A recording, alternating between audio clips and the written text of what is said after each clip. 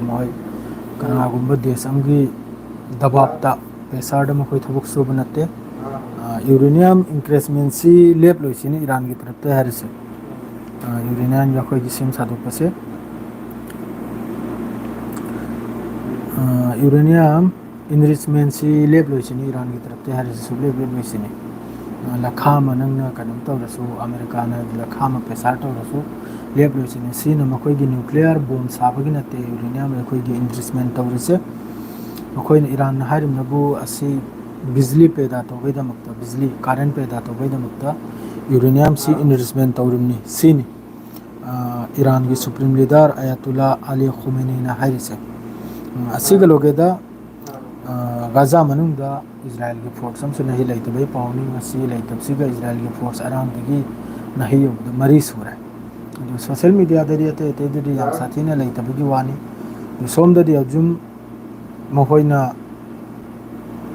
Accept तौरपदी मी मरी सूर ngarang ahum ama nasi ama adu apulbadadi mi se yam sathina maraksida kanum tawdna ambush tawdna adregi ama mafom kayada Jabalia दनी हजे अमा लेत्रसिनबु Jabalia के मनाक्ता नहलगिदसु Jabalia के मनाक्तनी assume तौदना Khan Yunus ओगेरा Jabalia ओगेरा नेजरिन corridor ओगेरा असने चिंब्रे याम साथीना Israel के army मखै की हंतक की निनी हुनिसरे याम साथीना नुकसान तौबे वानी अदरै सोमनबु सीरिया की तरफ तगी रॉकेट अनि कापचलकपगी पाउनी कोलाइन हाइता असिगे लोगेदा सीरिया की हजिके अनोबो गवर्नमेंट हाइदा इजराइल की तरफ की यामना सावरबा कनमम पीखरे अखोई धमकी तौखरे सिगी बदला सोइदम के हलगनाइना अदुग लोगेदसु रॉकेट से कापचलकपै तुंगदा गोलाइन हाइते याम साथीना हजिकी सीरिया की होम सारे मफम सिदा याम साथीना कनम तौखिबगी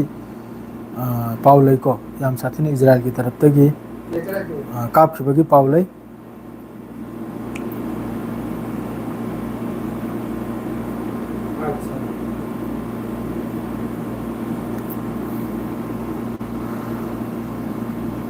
याम साथीना सेलिंग तौबगी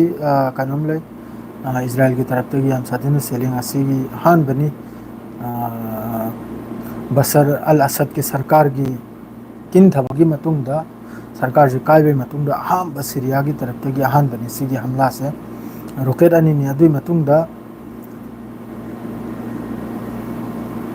सीरिया की दारा हरब इलाका से याम साथीना सेलिंग तौकी सेलिंग अमसुंग बमबारी अखोई बम अदरैदी अमा मनुमै कापचलखिबा इजराइल की आईडीएफ की तरफ तगी याम साथीना कनमसे तौखी अदरैदी सोमना हुती की तरफ तगी सो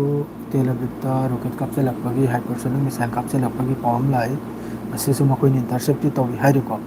अनुपु असिगी करिमता नुकसान होइबगी अमा होइबगी पावम तादे अदुगा हुती की फोर्स की तरफ तगी यामना चावरबा स्टेटमेंट अम पिरई लान से हजिक मवंगमदो ओइरने हानि यामना चावना अटैक तौबे वानी मागी वारीदुनदि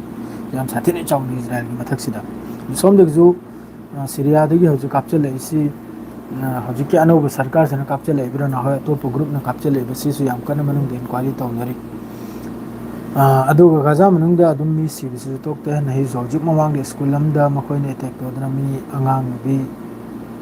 अचंब मी 10 की मथक्तनी मोइने सही तौथोइसे इजराइल की तरफ तगी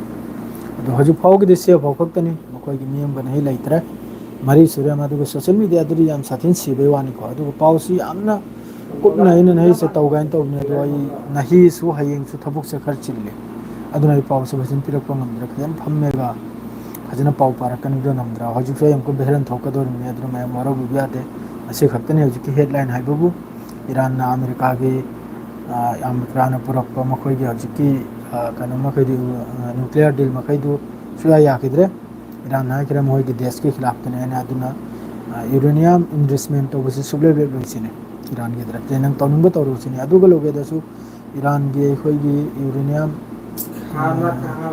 कनो न्यूक्लियर साइड मखैदि लोइना एयर डिफेंस अमा लोइना बोय खराब ए टू जेड अदुना करिमते किनिंगाइ नते मदुगा सीरिया तरफ तैसु अटैक हौरकले हजिक इजराइल करी मखा ताब कुमथबना दुसु एंबताई मदु गाजा मनंदसु याम साथीना इजराइल की आर्मी की मथक्ते याम साथीना अवाबनी हजिक याम साथीना मफम याम साथीना एक्सप्लोसिव अमा तौदना याम कने अटैक तौबी हेगी दिसे फावखक्तनी सिगलो जरे सलाम अलैकुम।